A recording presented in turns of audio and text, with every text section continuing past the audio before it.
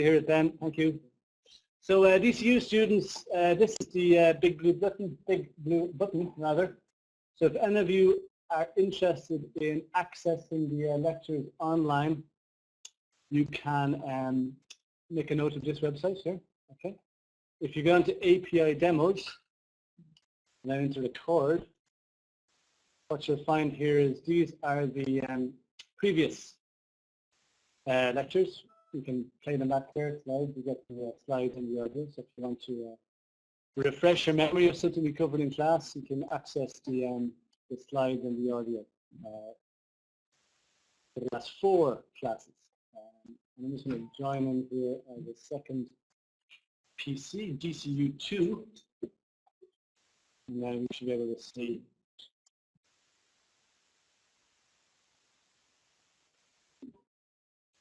Okay, so everybody in NUIM as well, David, Ben, Maeve, Kieran, you're very welcome. So on Friday, we were talking about numerical methods for integration. So again, I've been jumping around the notes a little bit because I will send you an assignment which requires that you're able to do root finding, you're able to do random number generation, you're able to solve or do numerical integration, and you're also able to solve ordinary differential equations. So I've been jumping around to make sure that we cover those topics as early as possible so you can make some progress with your assignments. Okay. So last Friday, with that in mind, we went into handout number 3, numerical methods for integration. We covered most of this on Friday. I'm going to review it very, very quickly. Very little you need to know about numerical methods for integration to do your assignment. Lots of stuff you need to know to understand it properly and understand how it all works. But in terms of the actual algorithms and the techniques themselves, they're surprisingly simple to code up in MATLAB. So surprisingly simple to code up, but tricky enough to actually understand. Let's review what we did on Friday. We talked about integration. We reminded ourselves what integration was. And we did some very simple examples of how to integrate. This is all stuff you've known since you were 5 years old. So we discussed the problem that arises in engineering is that these techniques that you have available to you, integration by parts and integration by substitution and various other techniques that you've learned are all well and good, but they only work for a small subset of possible functions. And in engineering, you often come across more complicated situations where you cannot use these methods. So there's an example there in the previous slide from my recent research student working on, for example, wave scattering, electromagnetic wave scattering. And he has to wrestle with, in order to work the interactions between one part of a structure and another part of a structure. In other words, in order to work out the amount of energy or the wave energy scattered from one small discretization to another small discretization, he has to do an integral like this, okay? And he has to solve it numerically. Another reason you might want to do numerical integration is when you don't know what the function is. Okay? So one example is you've got a difficult function, but you're not able to integrate because it's too difficult. Another situation is where you don't actually have the function. All you have are samples of the function. Such as in this example here, you have current flowing through an inductor, and someone has taken a voltmeter and taken readings of the voltage across the inductor, and you would like to work out what is the current flowing across the inductor. Now the current is related to the voltage by means of an integration, but you don't know what VT is. All you have are values of VT at these discrete intervals of time. So can you still solve this problem? Can you still work out what the current is? Can you integrate this function if you don't know what it is? And it turns out you can, because numerical integration is predicated on taking samples of the function and doing an integration based on the samples. So the fact here that we only have samples isn't a problem, because numerical integration just works with a sampled version of the function. This is a very important slide to understand, and it tells us that the key to developing numerical integration algorithms is to recognize the fact that the integral between a and b of a function f of x is equal to the area between the curve and the x-axis. Okay? So this area in red here is equal to the integral of f of x integrated lower limit a, upper limit b. You get this area. For those of you who maybe didn't believe me, we did a quick example. We took a very simple function, a linear function 5x, and integrated, and we got an 80. And we plotted the function, and we worked out the area between that function and the x-axis, and lo and behold, we got 80 there as well. So that's not proof, that's just an example. Okay, you have to prove it all functions, which this certainly doesn't do, but it provides evidence. In this particular case, the integral was equal to the area under the curve. And as it turns out, you can do it. It is actually the case that the area under the curve, between the curve and the x-axis, equals the definite integral. Okay. So this is key to developing numerical integration algorithms, because now, in order to numerically perform an integration, that is equivalent to somehow estimating the area between a curve and the x-axis. You can estimate this area, you've estimated the definite integral. So that's a very easy thing to do. So here's a couple of rules we're going to look at. We've looked at some of these last week. Let's keep on reviewing where we got there. The easiest one you could possibly do is the midpoint rule, and the midpoint rule very simply takes the interval a to b and divides it up into n equal strips of width h, where h is the total length of the interval divided by n. You get n strips, and you evaluate or you identify the midpoint of each strip. We call that xj. And associated with the midpoint of each strip, xj, you work out the function value at that midpoint, fj. And we call that fj, just for notational convenience. Okay, so fj just means the function f evaluated at xj. We call it that just to save ourselves a little bit of space when we're writing down formula. So, and this is what it looks like. Here's our function. We'd like to integrate it between a and b. We divide it up into m strips. The center of the first strip is x1, the center of the second strip is x2, and so on and so forth. The strips have width h, and we work out the function evaluated at x equal to f1, the function evaluated at xn is equal to fn, and so on. And now, working out the integral, or estimating the integral of f of x between a and b, now is equivalent to working at the area of all of these rectangles, which is very easy to do because we know the area of a rectangle is just the width by the height. So the area of each of these is just h multiplied by fj. So easily we can say that the integral that we're trying to work out is approximately equal to the sum of all these areas. Each area is just a width h multiplied by the height fj. And we add them all up. Okay, so this is the area of the jth rectangle, and we do a sum from j equals 1 to n. And last week we discussed that if we're trying to do this very efficiently from a computational point of view, if we're trying to make the code run as fast as possible, we should really take the h outside, because n might be very, very large. N might be 10,000 or 100,000 or 1 million. So it makes sense to cut down on the number of computations that you need to make. So by taking h outside and doing this sum and then finally multiplying h by this sum, you save yourself n computations, which could be 1 million computations or 1 billion computations. So it's always good when you're developing an algorithm just to look at and see how can I minimize the amount of computations I need to make. That's a good thing to do when you're trying to make the code efficient. We did all of this last week. Here's some error analysis. I'll zip to this pretty quickly. We saw that if the error involved is epsilon or here standing for rectangular rule, this exact integral that we're trying to work out is equal to our approximate sum plus epsilon r. And an estimate of the magnitude of epsilon r was given by this. It's a bound. It tells us that epsilon r is less than h squared, where h is the width of each strip, b minus a, where b minus a is the total interval that we're integrating across, divided by 24, let's see where the 24 comes from, multiplied by mr, where mr is the magnitude, or the maximum magnitude of the second derivative of the function in that interval. Okay, so that seems a pretty arbitrary rule, so where does it come from? Well, last week we discovered that we can derive that by revisiting the Taylor series. We saw that the Taylor series a Taylor polynomial of degree k. It looks like this. And normally, This would be an approximation because we need an infinite degree polynomial for this to be exact. So if we only take k terms, we're leaving out a whole bunch of terms. And the whole bunch of terms we leave out, we call the remainder, denoted here by curly or, script or, k, means the remainder after k terms. And it's possible to show, we haven't shown this first, but you can find it on the internet, you can read about it, look at the mean value theorem, and you can find out that this remainder term is given by this here. This term looks like all these previous terms, but the important difference, all the previous terms, the derivatives were worked out at the expansion point a. So this f of a, this is f dash of a, f double dash of a.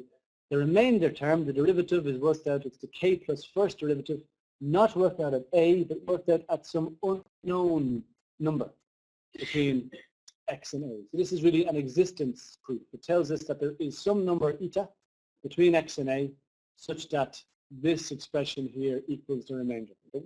It doesn't tell us what eta is.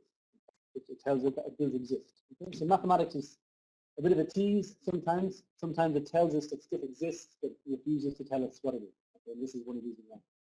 We're able to prove that such an eta exists, but we don't know what it is. So put that in, we can estimate the integral over a single strip using the midpoint rule. We get that, and we saw last Friday by putting in this remainder term, we can do some analysis, and lo and behold, we see that the error turns out to be of this form here, f double dash eta times h cubed over 24, where again eta is some value in the interval 0 to h. We don't know what it is. And when we apply that over the entire interval from a to b, not just a single strip, means we do the analysis on the previous page n times, and we get this expression here for epsilon or, where again we've got all these unknown etas centered or somewhere in the various strips. So eta j is some unknown value in strip j, and that's less than or equal to m or, as the maximum value of f double dash over the whole interval ad. So each of these guys, f double dash, for these values have to be less than m or, where m or is the maximum value of f double dash over the entire interval. So this is where the less than or equal comes into. Then we get that, and lo and behold, then this is equivalent to what we had a few slides ago. Okay? So this is a bound on the error. So applying the midpoint rule is going to give us an error, and the error is going to be of the order h squared. It's an order h squared method. Times b minus a over 24 multiplied by the maximum of the second derivative. So we've learned from this analysis is useful because without this analysis we just know that the rectangular method is a pretty good thing to do. It makes sense. But this analysis tells us more. It tells us, well, if we're going to do the rectangle rule, you're going to get an error, and the error is of the order h squared. So what this means is, as h gets smaller, we have more and more strips, and we can get more closely, we can use these strips to estimate the area we're trying to estimate. The smaller the strips we use, the more of them we use, and we can estimate that area, we can replicate it more accurately with these little strips. Okay? So as h gets smaller, the error goes down intuitively, because we can model that unknown area under the curve more accurately the more rectangles we use. But without this error analysis, we don't know how exactly the error behaves. We know it gets, does it get smaller at a fast rate, at a very fast rate, at a slow rate? This error analysis tells us something very definite. It says as you make h smaller, the error will decrease, and the error will decrease at the rate h squared. It's pretty good. So if h is small, h squared is even smaller. So h squared is a bad thing. Okay? So the smaller you make h, this result tells us that the error will also get smaller, and it will get smaller with order h squared. Okay, which is pretty good. We can do better. And as numerical analysts, we should always be trying to do better. We should be trying to get an error or an integration scheme that as h gets smaller, rather than the error getting smaller as h squared, we should be trying to get an error which goes as h cubed, h to the 4, h to the 6. Okay? Because if h is small, h squared is pretty small, but imagine how small h to the 6 would be, probably even smaller. That's our destination. That's what we're going to try and do in the rest of this handout. So this is our introduction. So the simplest integration formula we can think of. We model the unknown area as a sequence of rectangles. and we do some error analysis, we see that's a pretty good thing to do. The error will decay as h squared. As h gets smaller, the error will go as h squared. But we can do that.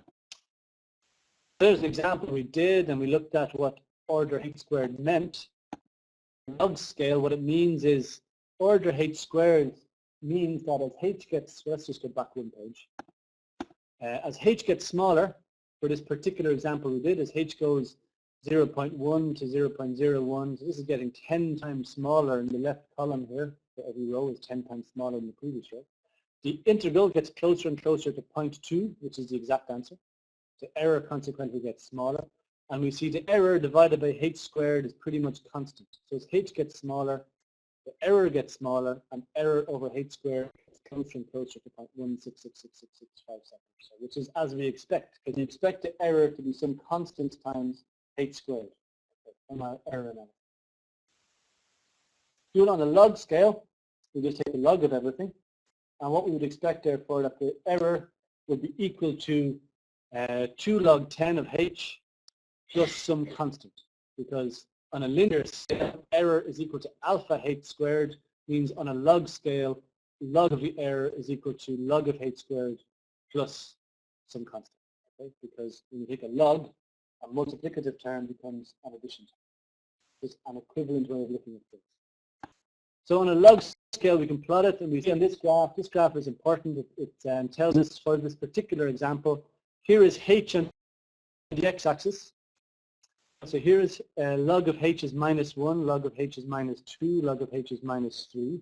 This corresponds to h is 0.1, h is 0.01, h is 0.001, etc. So h is getting smaller, 10 times smaller between here and here, 10 times smaller between -2 and -3, and so on. So this is h getting smaller as we travel to the left. The error here is shown on a log scale. So an error of -2, -3, -4. Basically, this is the number of decimal points of accuracy. Okay? So the further down here we go, the more decimal points accuracy we have. 2 decimal places, 3 decimal places, 4 decimal places, 5, 6, all the way down. I've plotted log 10 of h squared. It's the red line here. And to confirm that our error is actually of order h squared, I've plotted log 10 of the error in blue, and we see that log 10 of the error tracks log 10 of h squared exactly. It's always just a constant offset. Constant offset means that on a log scale, they're separated. 1 is equal to 1 plus a constant, means on a multiplicative scale, one of them is equal to a constant times 0. So this behavior just means that as h gets smaller, the error gets smaller, and I get smaller at this kind of rate, the rate of h squared. Okay. So we would like the error to get smaller at a faster rate. We would like this slope to be more extreme. So rather than, with my little pointer here, rather than decaying at this angle here, we'd like as h gets smaller, or maybe to be going like that instead, to be more aggressively, the error becoming more aggressively smaller as h gets smaller. That would be a better integration. Let's bear that in mind and see can we achieve that. One surprising thing I suggested you do as an exercise last week is the midpoint rule is exact when you apply it to the integration of constant functions. So f of x equals a constant. That's to be expected because it models over a local little strip, it models the function as being a constant value.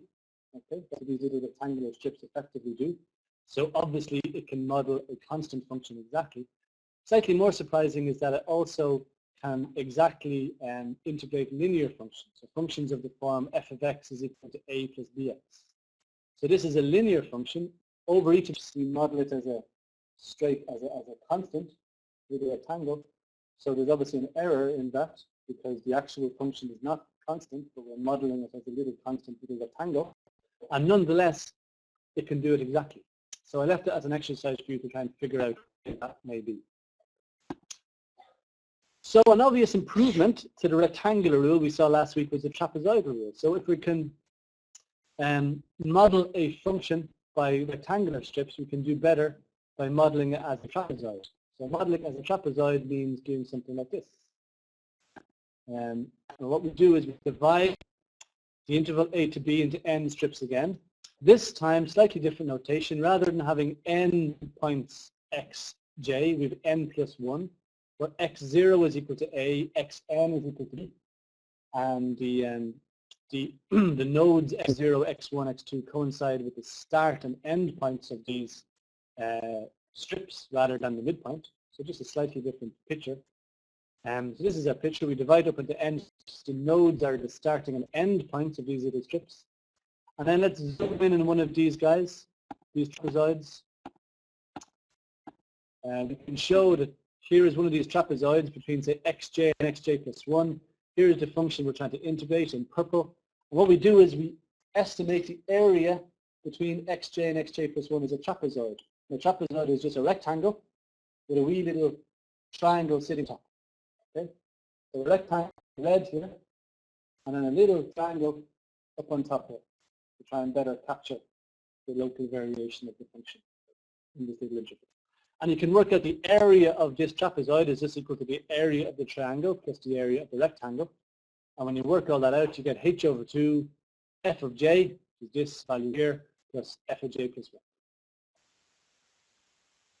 And you do that for every strip. You do that for every strip. There's n strips, you get this summation here, and you add all these up. And what happens is all the interior nodes get counted twice.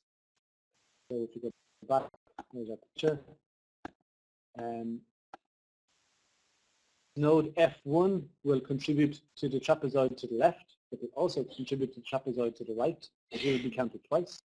F2 will contribute to the trapezoid to the left and to the right, so he will be counted twice as well. All the interior nodes get counted twice, but the wee lads on the end, x0 and xn, only contribute to one trapezoid. Hence, when we do our little sum here, we get all of the interior nodes get counted twice, so 2 multiplied by h over 2, it becomes h times this, and the two endpoints only contribute once, so they remain h over 2. Okay, so that's why we have a slightly different treatment of the end nodes and the interior.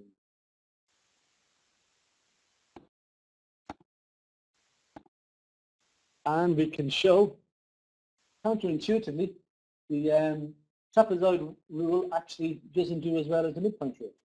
Actually does a little bit worse. And again, that's an exercise for you to figure out why that is. And the error is of order h squared. It's the same as the rectangular rule. That was order h squared again. Okay, so, and the error, the bound is given by h squared minus a, the maximum value of the second derivative in the interval, divided not by 24, but by 12. So it's twice as big. That's a slightly counterintuitive result. Okay?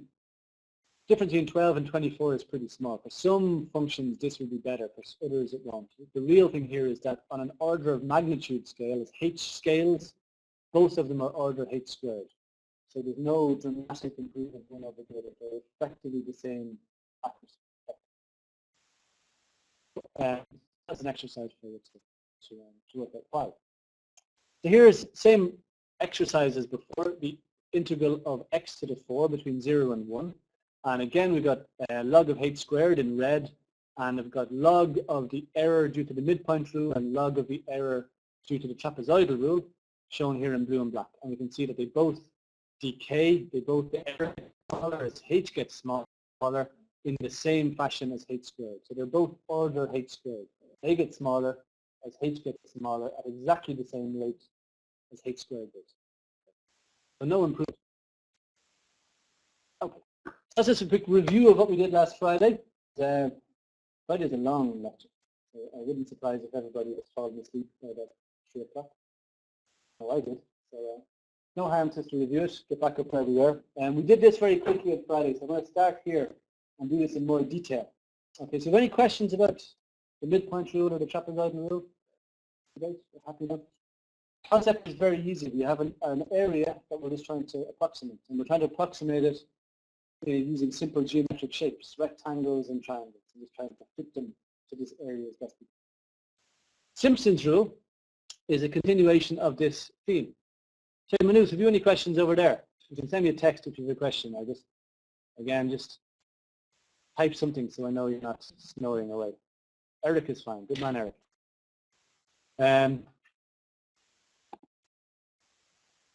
Mavis, happy. She's smiling. Good. So Simpson's rule is a continuation on this kind of theme. Okay, it's Well, how can you do better than approximating the function locally as constant or locally as linear? You can make it better by approximating the function locally as a quadratic polynomial. It's going to fit locally the function we're trying to integrate even better, even more smoothly. Okay? And that's all Simpson's rule does. So we saw the midpoint rule takes f of x and locally approximates it at a constant. The trapezoidal rule divides f of x into these little intervals and locally approximates every little interval as a linear approximation. And Simpson's rule goes one better. It takes these little intervals and approximates them as being piecewise quadratic, the quadratic polynomial. So you can imagine a piecewise quadratic, you've got more degrees of freedom and you can fit that more closely to the function f of x that you're trying to mimic or model that area. So by applying a quadratic polynomial, you can make it fit more tightly than you can with the other two. So it should be better. But then again, we thought the trapezoidal would be better. So let's see what happens when we do the maths. So the setup is very similar to the trapezoidal rule. We do the same trick as before. We take n intervals, and xj are the start points of these intervals, such that x0 is a and xn is equal to b. And fj are the function values, the function applied to the individual nodes. Now we do something a little bit different. This time, for the last two examples, we took every little interval on its own. And I worked out the area for a rectangle and for a trapezoid. So every interval is on its own. Here in Simpson's rule, we take two intervals at a time. That's the first thing that's a bit different. So here's a picture. Here are the first two subintervals. Okay, x0 with function value f0, x1 with function value f1, x2 with function value f2. And what we're going to try and do is make a little quadratic curve that fits through the 3 points f0, f1, f2. If we can do that, that little green curve is going to be a reasonable approximation to the underlying purple function f of x. Okay? It's going to be a good approximation if we can do it. So how would we do it? We skipped this on Friday. We went through this very quickly on Friday and we skipped this bit. Let's do this bit in a bit of detail. So we need a quadratic function, a local quadratic function. F of x is equal to ax squared plus bx plus c. That's a quadratic polynomial, such that it passes through f0 and f1 and f2. So in particular, we would like this quadratic function, f of x. I should really have used a different name here. I should call this p of x, because f is the thing we're trying to integrate. So I might change the notes and put fresh notes. This should really, just to be careful, we should call this p of x, because f of x is the thing we're actually trying to integrate. So we should call this something different. But anyway, I've used f of x, which is foolish of me, so let's persist with that. So this is, for the purposes of this slide anyway, this is a local quadratic polynomial. And this quadratic polynomial has to satisfy, at x0 it has to take on the value f of 0, at x1 it has to take on the value f1, and at x2 it has to take on the value f2. So again, this really should say p, standing for polynomial, q for quadratic. I changed the notes online and put questions. So what we do is, how do we do it? How can we work out this polynomial? Very easily. A nice, neat way of doing it is to introduce a new parameter, y. Okay? So the new parameter, y, satisfies x is equal to x0 plus y, where x0 is the start of the interval. Okay? So x is equal to x0 plus y, or y is equal to x minus x0 interval. We changed the variables ever so slightly. So rather than working in terms of x, we're now going to work in terms of this new variable y. And y is just related to x. This is a linear shift between the two. Why do we do that? Well then, when y is equal to 0, we're going to get x is equal to x0 plus 0. So x will be f0. When y is equal to h, we're going to get x is equal to x0 plus h, which is the distance of one strip across. So we have arrived at the next discretization, which is x1, the next node. When y is equal to 2h, we get x is equal to x0 plus 2h, which is equal to x2. Okay, so let's have a quick look at our picture again. Back here to our picture. So here's x0. Y is some variable which we add to x0. If we add h to x0, we're over here at x1. If we add 2h, we're over here at x2. So as y changes, we can change x from x0 up as far as x2. Okay. Now, so this polynomial that we desire can be written in terms of y as the polynomial f of x, this polynomial, this approximate polynomial, is, well, x is just equal to x0 plus y, so we can make that substitution. And we can approximate it as this is a quadratic polynomial here. Okay, given by f0 plus y over h, f1 minus f0, y minus h over 2h squared times this. So where did this expression come from? Okay. Well, remember what we want our polynomial to do. When x is equal to x0, we would like the polynomial to take on the value f0. When x is equal to x1, we would like the polynomial to take on the value f1. And when x is equal to x2, we would like the polynomial to take on the value f2. So these three constraints here. Okay, so I am suggesting to you this polynomial here achieves just that. And let's confirm it. When x is equal to x0, that corresponds to y being equal to 0. And if we put y equals 0 into this expression on the right-hand side here, if y is equal to 0, we get f0, y is equal to 0 here, we get 0 times 0 minus h here. So these expressions all go to 0, and we're left with f0. This is what we wanted. We wanted a polynomial that when x was equal to x0, we got f0 back again. So we've achieved the first of our three constraints. We also wanted, when x was equal to x1, we wanted the polynomial to take on value f1. So does this polynomial achieve that? Well, if we put x is equal to x1, provided that y is equal to h, because if y is equal to h, from our little linear shift here, x is equal to x0 plus h, which is equal to x1. We put y is equal to h into this expression here on top. What do we get? We get f0, we get h over h, f1 minus f0, plus h times h minus h. This will all go to 0. The third term will disappear. We're left with f0 plus f1 minus f0, which is equal to f.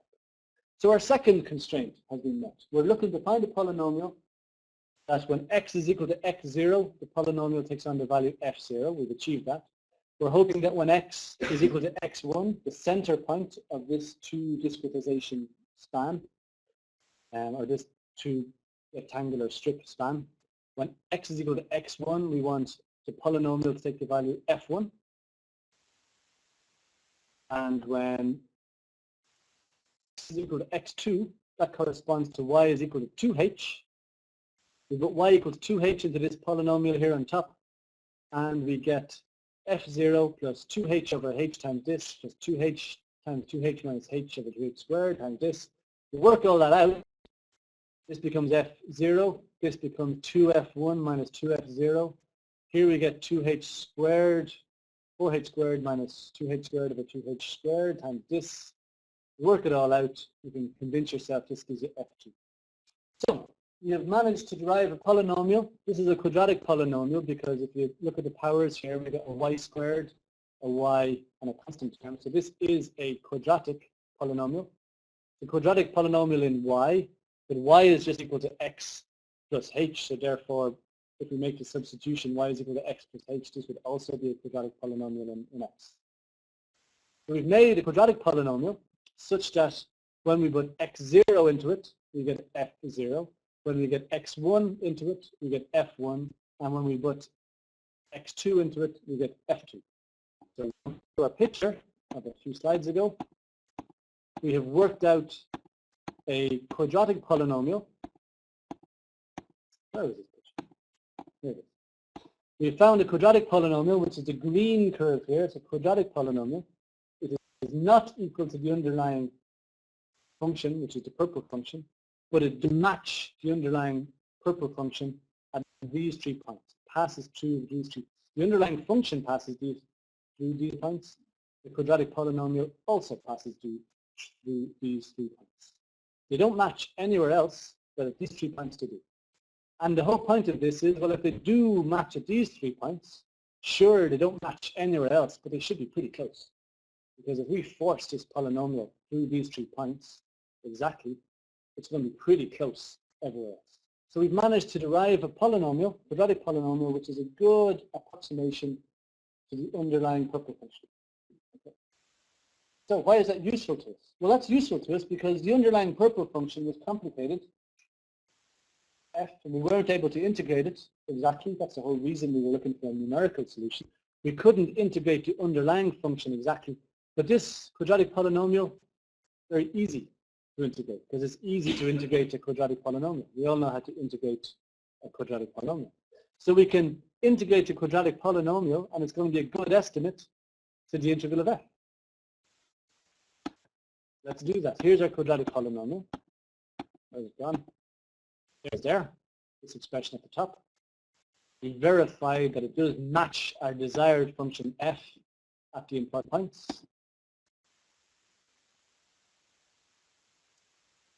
So we can't integrate f exactly, it's the thing we're trying to numerically integrate, but instead what we can do is we can integrate the polynomial, the quadratic polynomial, and we can do that exactly. So in order to integrate the polynomial where y will vary from 0 to 2h, because when y is equal to 0, we're at point x0. When y is equal to 2h, we're at point x2. Okay, so these limits are equivalent to these limits when we're talking in terms of y. And then we just do this integration here. And this is just a bit of a pain, but it's easy to do. You just have to be a little bit careful and do it. So when you integrate this, integrate f0 to get f0y. Integrate y over h f1 minus f0 to get y squared over 2h f1 minus f0, because the integral of y is y squared over 2. This one here is a little bit more tricky. Integrate y squared to get y cubed over 3. That gives us this term. Integrate minus hy to get this term here. Multiplied by these are just constants. Okay. So this is very easy to integrate. We get this and then we evaluate it at the limit 2h, at the limit 0. So everywhere we see a y, we put in 2h, add all those up. Everywhere we see a y, put in a 0, add all that up, take one away from the other, and we're left with this. Very simple expression. Okay. So this is an estimate of the area under the curve f between x0 and x2. And it's obtained by approximating f as a quadratic polynomial and integrating that quadratic polynomial instead. And after all that work and all that, having to be careful with all our terms, the actual final result is very simple, just 3 little terms. Now, we can do that for the next subinterval. So this is the result between x0 and x2. So it incorporates the nodes x0, x1, and x2. We can do it for the next subinterval, incorporating the nodes x2, x3, and x4. We get exactly the same format. H over 3 times 1 times the first node, 4 times the second node, and 1 times the third node. And we can do it then for the next subinterval and the next subinterval until we get to the end. So if we do that, we add them all up. There's n over 2 such subintervals in total, because there's n little strips in total, and taking them 2 at a time, there's n over 2 in total. And we sum them all together, this is what you get. You get this expression here. Why does it alternate 4, 2, 4, 2? Well, if we go back to this page, we can see our first subinterval from x0 to x2, we had the contribution f2. In the next subinterval from x2 to x4, we also have f2. So f2 appears here, and it also appears here, so it appears twice. When we add it all together, we get twice this. Okay? And similarly for all the even valued nodes, twice f2, twice f4, twice f6. The odd numbered nodes get multiplied by 4. 4f1, 4f3, 4f5. And then these are for the interior nodes, and for the 2 exterior nodes at the very start and at the very end, they're kind of lonely. They only contribute to 1 subinterval, so they only get multiplied by 1. 1 times the exterior nodes, 2 times the even nodes, and 4 times the odd nodes. Add it all up, multiply by h, divide by 3, and there you go. A very simple formula to do. In MATLAB, very easy to write up. You just write a bit of code. You step from counter equals 0 to counter equals n. If counter is 0, you work out the function value multiplied by 1. If counter is equal to n, you work out the function value multiplied by 1. If else, if the counter is odd, you work out the function value multiplied by 4. Else, if the counter is even, you work out the function value multiplied by 2. You add all those things up, multiply by h, divide by 3, and measure it. Okay, so about 5 lines of MATLAB code, 5 or 6. Is this better than the previous method? Should be. And we see that the error term, error Simpsons here, takes a similar format to the previous ones, the trapezoidal and the rectangular rule. And we see, but rather than h squared error, this is h to the 4. The previous one was h squared, this is h to the 4, which is much better. Because if h is small, which it will be, because when you're doing this, you choose small little strips. If h is small, h to the power of 4 is going to be much smaller than h squared. Where ms is the maximum of not the second derivative, but the fourth derivative. And we'll prove that we can just use. So we expect that if we plot the error using Simpson's rule on a log scale, we would get log 10 of alpha, because the error is equal to some constant alpha times h to the 4.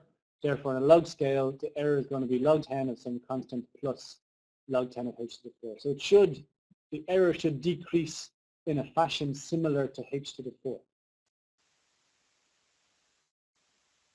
Let's do that. For this example here, again, it's integrating, I think, x to the 4 between 0 and 1, the same example as we used the previous few times. Here's the previous two results. Here is the black line is the trapezoidal rule, the blue line, the navy line, is the midpoint rule. They are tracking order h squared. So as h gets smaller on the x-axis here, the error is getting smaller, but it's getting smaller at a pretty slow rate. So as h goes from from 0.1 to 0.01, we go from 2 decimal places of accuracy down to maybe 5 decimal places of accuracy using these guys. But similarly, using the Simpson's rule, which is in yellow, starting off at h is 0.1, we go from 6 decimal points of accuracy all the way down to 10 decimal points of accuracy. So much, much better. It's the error is getting smaller at a much faster rate. It's tracking order h to the 4. The light blue or the sky blue picture here is h to the 4, log 10 h to the 4. We see the yellow, the Simpsons rule tracks that. As h gets smaller, it gets smaller at the same rate as h to the 4. So why is that useful? Because the size of h determines the amount of work you have to do. When you're doing this integration, the smaller h is, the larger capital N is, and the more computations you have to do, and the slower it's going to be. So you would like to do as few computations as is possible.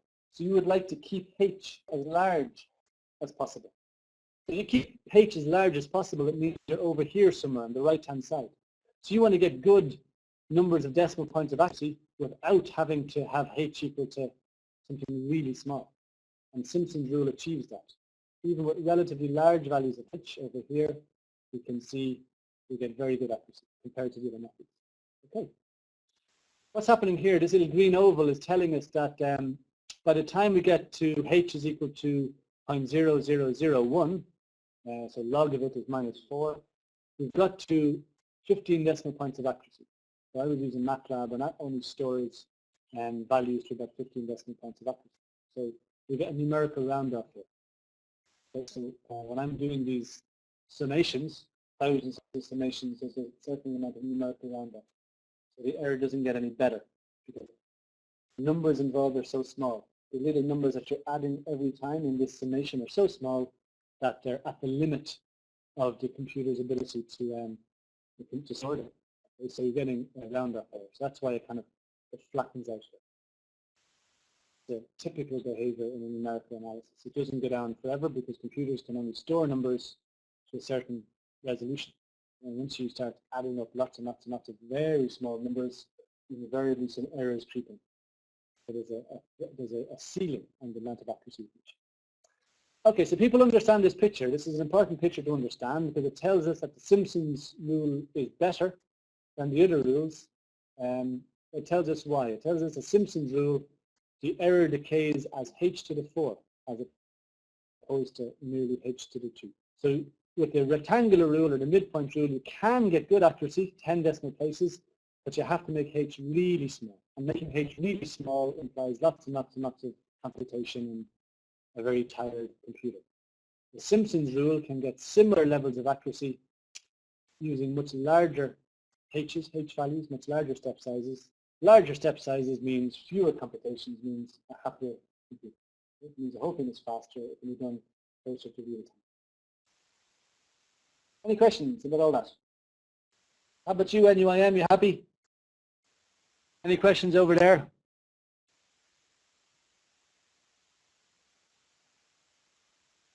I take your silence as either you're all falling asleep or you're very, very happy.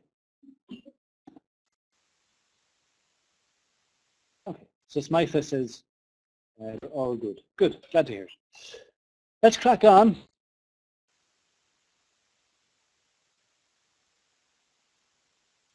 Okay, it's 10 to 4. That's 10 to 5. Oh my God. Let's take a break for 5 minutes because this is a 2-hour lecture, and if we keep on going, we'll all just keel over. So let's take a break for 5 minutes and we'll kick off again at. Let's kick off again at 5 o'clock. Let's take a 10-minute break. Okay.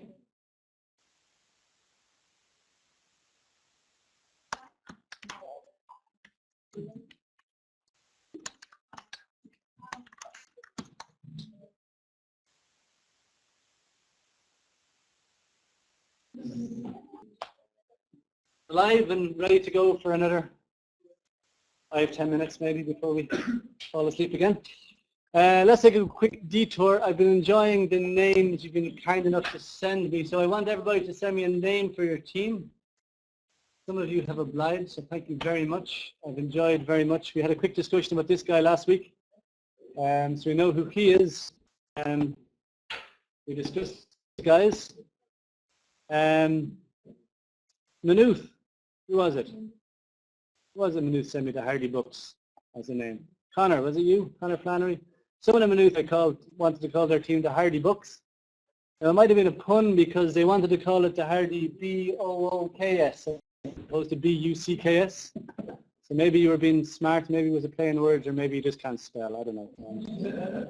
We've had problems in Maynooth with spelling before, so I don't know. So I left it as B-O-K-S. These are the Hardy Books for the benefit of our French students. I don't know, how do you describe the Hardy Books to people? It's a TV show in Ireland made by crazy people, set in Castlebar, which is a small town in the west of Ireland. There's a movie soon, the Hardy Books fans. This guy here is my favorite. He's the Viper. He's a small town drug dealer in Castlebar, and not very. Where? Sorry. Is it Castletown? Sorry. Oh, I see. It's filmed in Castlebar, but actually called Castletown. Thank you. Okay, he's a Hardy Books expert. He's the Viper. He's great. He's a very ineffectual drugs dealer, and it's just, you can find him on YouTube. This is the local property developer here down the corner. I like him too. Connor is denying. Okay, it wasn't you, Connor. It was someone else in Maynooth sent me this. Liaison Connu, thank you to our French people for Liaison Connu. I did some Wikipedia Googling. I discovered Liaison Connu. These are the French comedy act from the early 90s. Here they are as a heavy metal band. Chanson hard rock. So these three guys. So they do a very good Richard Klederman impersonation as well, which I enjoyed. So thank you for that, Liaison Connu. Harlem Shake. I don't know how to continue to explain the Harlem Shake to me. I looked at this. I looked at this a few times and it made no sense to me, so I must be just getting old. The Harlem Shake, starts off like this and then strange things begin to happen on YouTube. So that's the Harlem Shake. So thank you to the Harlem Shakes. These guys here are, what were the Les Gadzak. What are they called? Les Gadzar, thank you. Les Gadzar. Please show the Dublin Shake, Connor. There's a Dublin bus, Harlem. I don't have YouTube here, I can't do it. Okay, I'll get a picture of there's a Harlem Shake done in Dublin bus, and Connor wants me to show it. I don't have it. This isn't a request show, Connor, this is a lecture. This is Les Gadzar. There's a college in Paris, and the students of this college are known as Les Gadzar, is that correct? No? Okay. Well, this is what I found on Wikipedia. So this is, you tell us who those gods are. Engineering school.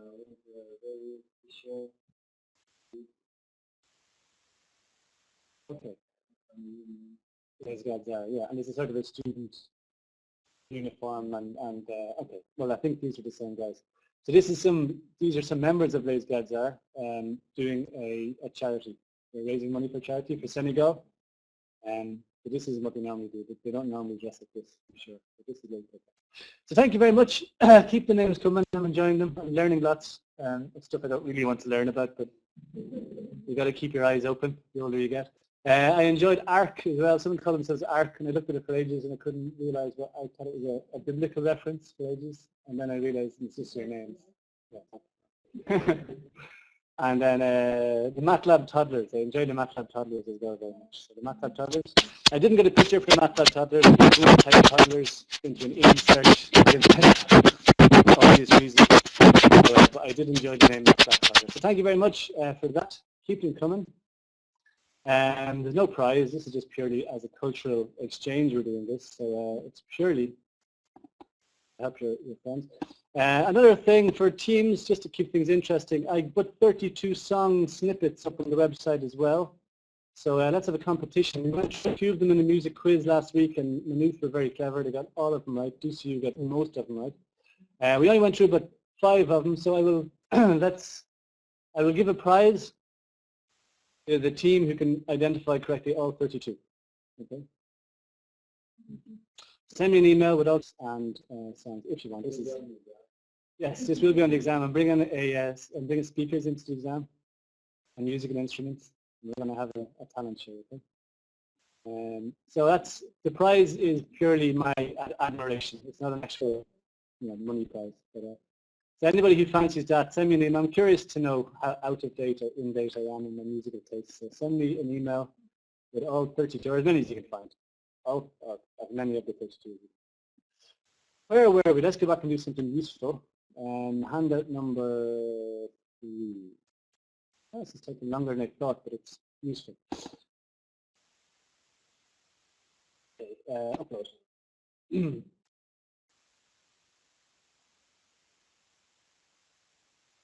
Doesn't want to change from this. Where were we? We're near the end. So we've looked at the trapezoidal rule, the midpoint rule, and the Simpsons rule, and we saw finally our analysis paid off by trying to approximate this red area here by the bounding curve being closer and closer to f of x. First of all, we tried it with local constant approximations and then local linear approximations. By putting in a local quadratic polynomial, we were able to get very good accuracy, order h to the 4. The Simpsons rule is pretty good. Let's go back to the midpoint rule, also known as the Euler rule, after Leonhard Euler, who was a German mathematician. And can we improve that by taking a slightly different approach? And that's the last integration rule we're going to derive. It's called the Euler-Maclaurin rule. Where did we get? We're up as fast here, really? Simpsons.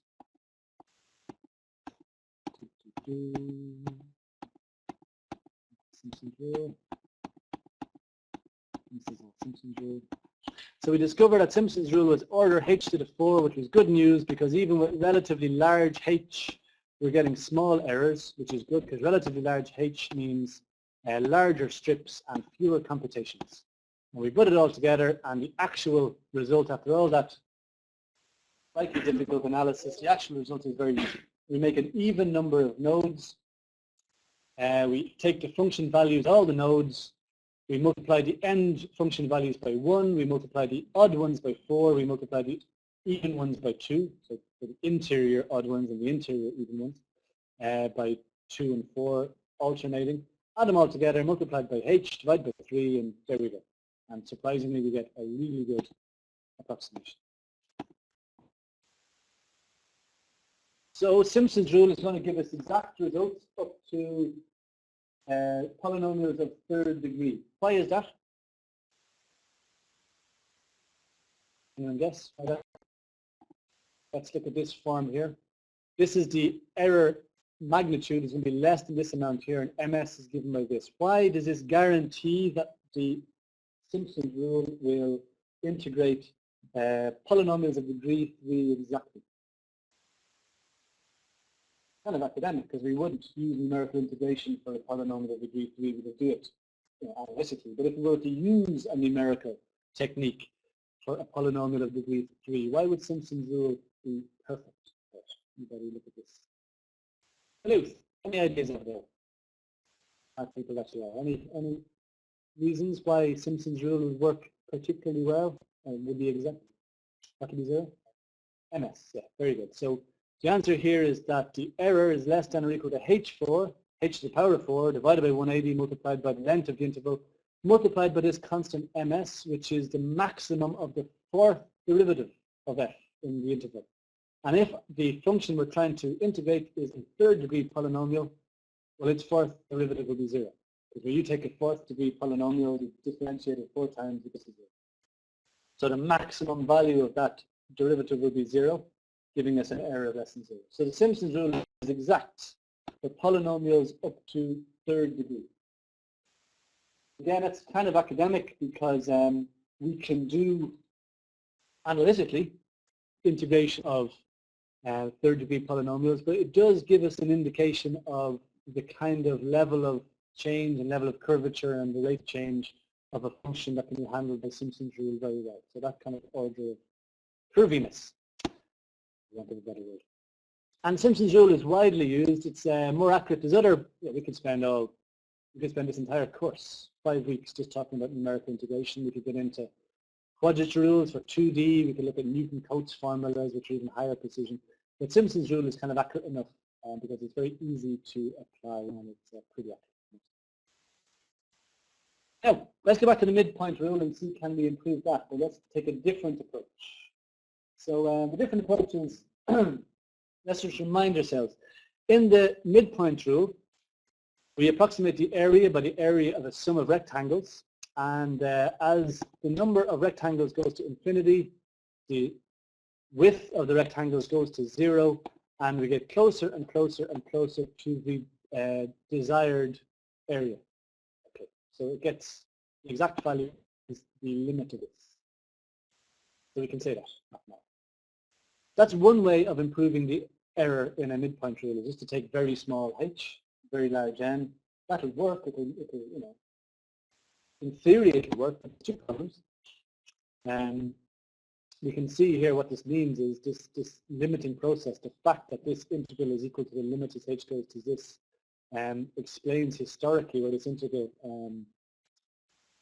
symbol comes from. It's actually just an elongated S standing for summation. Because in 200, 300 years ago, 400 years ago, when people were wrestling with the notions of calculus for the first time, they recognized that the process of integration is really just a limiting process of a large summation like this. So that's why they gave it that symbol, just in case. I'm sure you've lain awake at night wondering why mathematical symbols are the way they are. Well, this is why this symbol is what it is. It stands for a big elongated S standing for summation, because people recognize that that's what it is. It's big summation. But there's a problem with doing this. In theory, you can make the Euler rectangular rule, the midpoint rule, exact by making h go to 0. But that's going to make an awful burden for your computer, because if h goes to 0, n goes to infinity, and the number of computations you have to do goes to infinity. It's going to take a long time. Okay, so it's not ideal. But even more pressing is the fact that as h goes to 0, you're adding up lots and lots and lots of really infinitesimally small numbers. And computers cannot manage infinitesimally small numbers. So by making h very, very small, you run the risk of adding lots of small numbers together. And once numbers are very small, computers aren't very good at adding very small numbers together. So we'd like to keep h a little bit bigger. So let's try and do a better way of improving the midpoint rectangle rule. Okay? So let's go back to our friend the Taylor series. All of numerical analysis, so much of it is based about the Taylor series. You've got to understand the Taylor series. So let's take a single strip with h, and let's look at integrating f of x, this function f of x, between as x goes from minus h over 2 to plus h over 2. Okay, so centered at 0. running total distance h minus h over 2 to plus h over 2. And let's see how we could do this. Okay.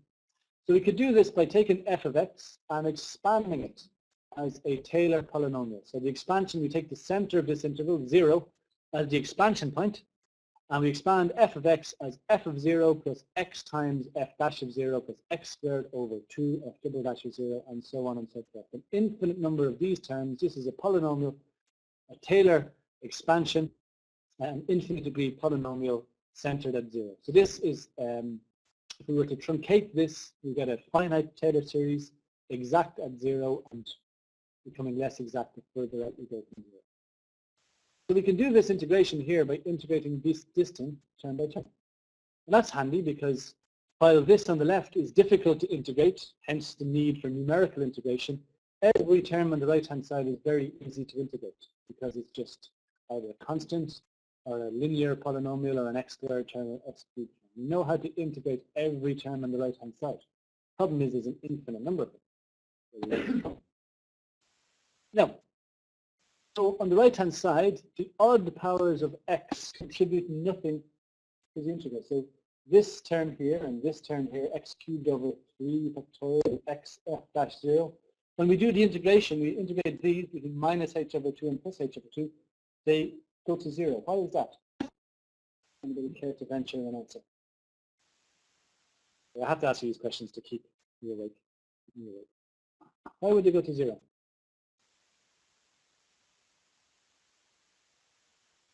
You integrate x from minus a to plus a. Why would it be equal to 0? Think of the area. Try and picture the function x in your mind. It passes through the point 0, 0. Okay, so imagine integrating from minus a plus a. What is the total area between that function and the x-axis?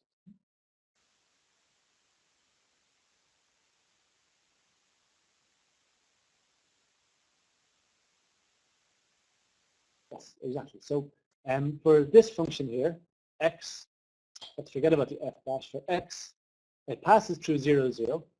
For positive values, it's above the x-axis. For negative values, it's below the x-axis, and it's perfectly symmetrical. So we integrate from 0 to h over 2, it would contribute a positive area. From minus h over 2 to 0, it would contribute a negative area, because the area under the x-axis counts as a negative area. And it happens that the two areas are completely symmetrical and they cancel out. So this, when we integrate this, we get 0. Same thing for x cubed. Same things for x to the 5. Any polynomial which is anti-symmetric. So in other words, the bit to the right-hand side produces an area which is minus the contribution from the left-hand side. So that will go to 0. X cubed goes to 0. X to the 5. All the ones go to 0. And we're left with this slightly easier term. Okay? So again, what are we trying to do? We're taking this function over a particular strip and we're trying to get a better estimate first, and we're using the Taylor expansion. So when we integrate this, well, what are we going to get? This is just a constant. F of 0 is a constant, so we integrate that. We get x times f of 0. Evaluated at the limits, we get h times f of 0. So this f of 0 produces a h f of 0 term. X squared, when you integrate that, you get x cubed over 3, which when you evaluate that at h over 2 and minus h over 2 gives you this h cubed over 24 times the second derivative.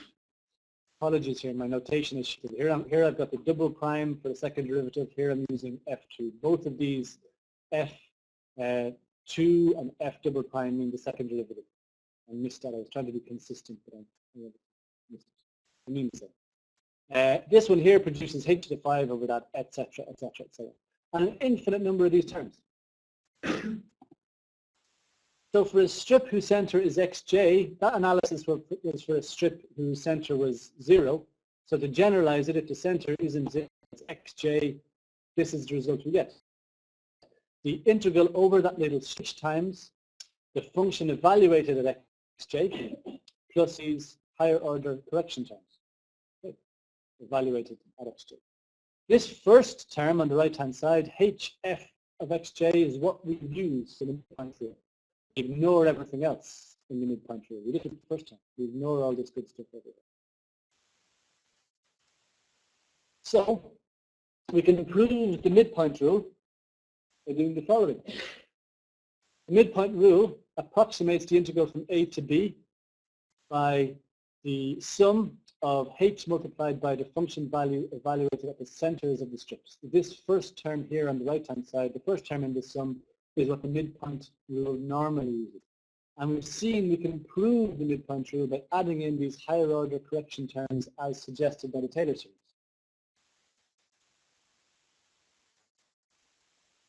The answer to my next question. Why is that not necessarily a big improvement?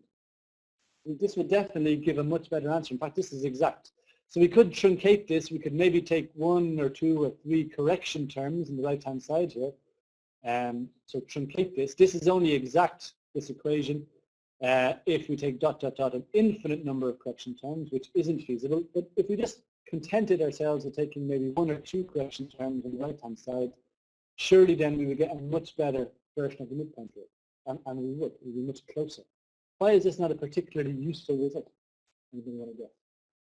How about you, Manu? Any ideas? Why is this summation here is better than the midpoint rule, but from a computational point of view, is it better?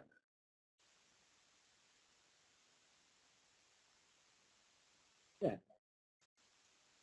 You can take the h's out, but what you're effectively doing here is if you were to take the original midpoint rule and two correction terms, you're actually tripling. Excuse me. You're tripling the amount of work you have to do. Because in the normal midpoint rule, you have to do all of these. You have to do the summation with all of these terms. But now you have to do not only all these summations, you have to do all of these and all of these. You've done triple the amount of work. Okay, so you've got a better result, sure, but you've actually tripled the amount of work you had to do. So you don't get it for free. You don't get it for nothing. So if n is a very large number, if we've taken a very large integral and maybe 10,000 strips, we now have to do 30,000 computations rather than just 10,000. So it's going to be better, but there's a hell of a lot more work involved. So the question is whether it's worth the extra computation. So there's an argument you can also improve the midpoint rule by just keeping the midpoint rule the way it was, not doing these correction terms, and just making h smaller. You could make h 3 times as small. That would also give you 3 times the amount of work. But because it's over h squared, you could improve the accuracy by 9 over h squared. Okay? So this is definitely more accurate, but from a computational perspective, it doesn't come for free. There's a lot of work involved. So does that finish that line of inquiry for us? Well, no, we can do a nice trick. So it's late in the day to do this trick, but we'll have to just try and keep awake and do it. So it's not obvious, so let's try and concentrate for the next 20 minutes and see if we can get through it. Let's take this formula again, okay? So this formula here, the integral of f of x is equal to this summation here. Let's apply this formula, which is an exact formula. Let's apply it to f double dash of x. So in other words, the integral of f double dash of x. So it's the same formula as we had before, but everywhere there was an f, we've replaced it with f double dash. So in the previous page, we had f, the integral of f of x was equal to the summation involving the function value, and then the second derivative and the fourth derivative. If instead we apply this to f double dash, we get f double dash over here. The second derivative becomes the second derivative of f double dash, which is the fourth derivative. The fourth derivative becomes the fourth derivative of f double dash, which is the sixth derivative. So this is the same formula applied not to f, but to f double dash. Why in God would we do that? Well, why would we do that? We can take the first term here, h f double dash xj, this n computations. Okay, you can take all of these guys, bring them to the left, and sub this over to the right instead. And rearrange, you get this. Okay. And this is handy because this integral on the right-hand side, we can do. We had a function f, and we weren't able to integrate f. It was a complicated function, but we could integrate f double dash. What's the integral of f double dash? F dash. So this is easy to do. So this first term here can be achieved. We get f dash of x at b and at a, minus all these terms.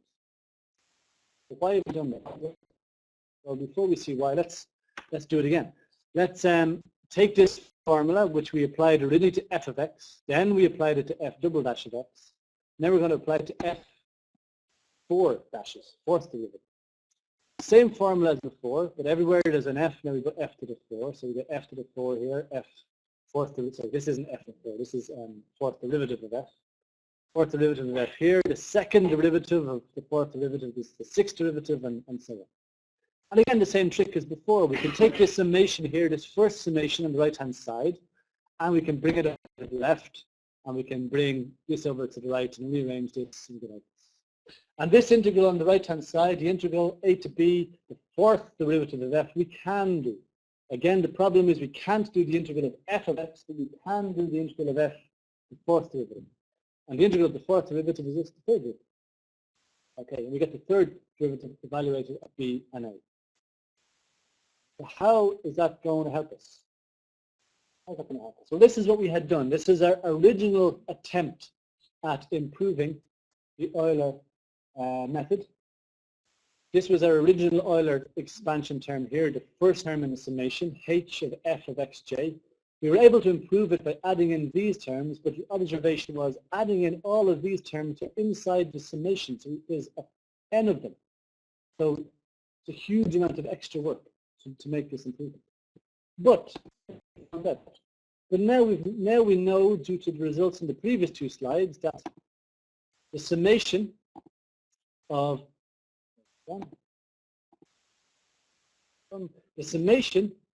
h times f double dash evaluated at all these nodes is equal to the first derivative of x evaluated at b evaluated at a minus a whole bunch of times. Similarly, the summation of the fourth derivative of f evaluated at all these interior nodes is equal to the third derivative of x evaluated at b evaluated at a minus all these extra terms. So we can take this summation of the second derivative of f evaluated at all the interior nodes, and from the result we had the summation of h f double dash. So we can easily make it the summation of h cubed f double dash over 24 just by multiplying by an extra h squared over 24 term. This is what we get. Similarly, this term here, which is a big summation, we can use the result we had in the previous expression just by taking it and multiplying by an extra h to the 4 over 1920. Why is that useful? Well, we've taken a summation here, middle term here in the top equation, was a summation of n terms, and it can be approximated by f dash evaluated at b and a. Two computations. This is n computations. It can be approximated by two computations, and we can ignore all this stuff to the right. Similarly, this expression here, which was n terms, n summations, can now be approximated by the third derivative of f evaluated at b and a. That's two computations. Okay, so n computations can be approximated by two computations, provided we ignore all this stuff. So we can take this expression, here, the middle term in the first equation, and replace it by the right-hand side of the second equation. We can take the third term on the right-hand side of the top equation and replace it by the bottom equation here, the right-hand side. We do all that, we get this. So what we're trying to do, we're trying to integrate f of x between a and b. We see that we can use the midpoint rule, which is just the function values evaluated at the midpoints multiplied by h, as before. And then we can do two simple correction terms. The first derivative of f evaluated at the endpoints, b and a, and this third derivative of f evaluated at the endpoints, b and a. And these are very simple corrections to do. This just involves a couple of computations. This one here, the third derivative, just involves a couple of computations, plus a whole bunch of stuff that we left out, which you can show is of order h to the 6. So this improves, the first term on the right-hand side here is the Euler, the rectangular and midpoint rule, and now we've been able to improve it dramatically just by doing very simple corrections. a correction based on the first derivative at the endpoints and a correction based on the third derivative based at the endpoints. Plus a whole bunch of stuff which is of order h to the 6, which is tiny. If h is small, h to the 6 is, forget about this, nothing. Okay. And this is called the Euler-Maclaurin formula. So the midpoint rule, otherwise known as the rectangular rule, is also known as the Euler rule after Mr. Euler, German mathematician. And this correction, this is the Euler or midpoint or rectangular rule with these two corrections, called the Euler-Maclaurin formula. We would have come across Mr. Maclaurin before. He did the Maclaurin series, which is very similar to the Taylor series. We did this the first year. And it's of order h to the 6. And the good thing is, just to absolutely reiterate it, the correction term only requires information not at the interior nodes, of which there may be thousands or millions, but only at the two endpoints. So it's a very simple correction. And it's of order h to the 6. So let's do an example. We can't even do the previous example because Euler-Maclaurin is exact for it. So we have to do a new example. So this example, let's integrate e to the minus x. This is a decaying, damped exponential. As x gets bigger, this goes to pretty much 0.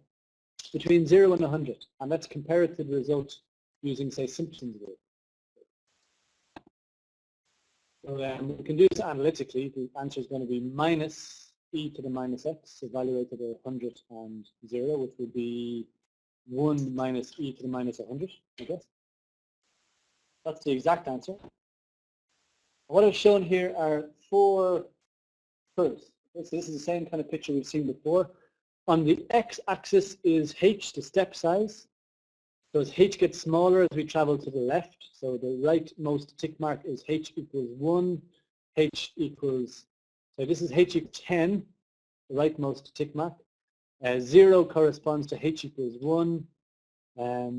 Minus 1 corresponds to h equals 0.1. Minus 2 corresponds to h equals 0.01, etc. So h is getting smaller as we travel to the left. And I've plotted the error of the exact answer versus the numerical answer on the y-axis, and you can see the error using a log scale is getting smaller as we go down. 4 curves. The sky blue curve is h to the 4 on a log scale. It's a straight line with a slope like that. And as before, the Simpsons result in yellow tracks h to the 4. It means it's of order h to the 4. So as h gets smaller, Simpsons get smaller, the error gets smaller, and it gets smaller at the same rate as h to the 4. So it's a good result. The red curve here, the red line is h to the 6. Okay, error h to the 6. And the blue line here is the error associated with the Euler-Maclaurin rule, the rule we just derived. And we can see it tracks the red line. It has the same slope as the red line. So it decays, not as h to the 4, it decays as h to the 6. So in other words, as h gets smaller, you get better, more decimal places of accuracy quicker using Euler-Maclaurin than we do even with Simpsons. Okay. People understand that? And we see there's a bit of problem with this graph because Euler-Maclaurin is so good, we get down to machine precision, down to 10 to the minus 15 very quickly, and we quickly get rounding error occurring here because it's down, the errors are so small and the numbers are so small, we get a kind of a rounding error. So there's a threshold to any numerical process. You can never force the error all the way down to 0. It's going to hit a ceiling, and the ceiling here will come to minus. But before that, it's mirroring 10 to the minus, mirroring h to the 6.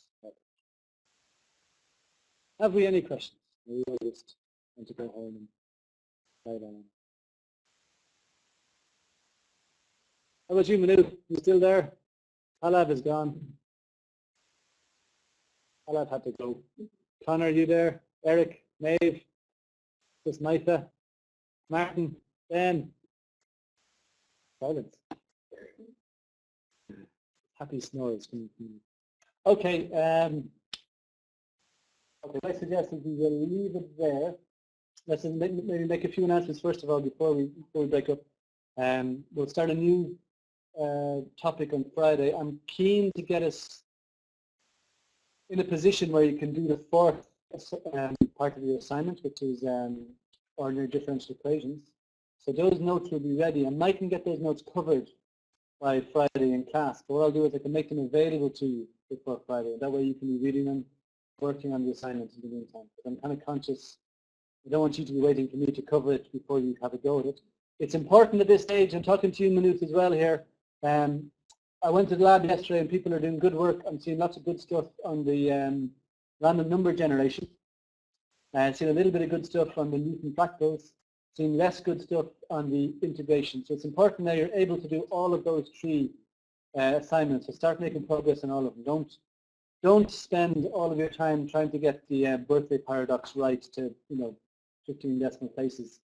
At some point finish it and move on to the other assignments. Okay, so I'd like to see more of the other things going on as well. Okay? That's up to you guys to manage. Okay, so same to you, Manute. Make sure you're doing all the assignments. And I shall see you all on Friday at 2 o'clock. Okay, thank you. See you then. So, and could people in Manute just remember to log out so I can put the recording up. Thank you. See you again.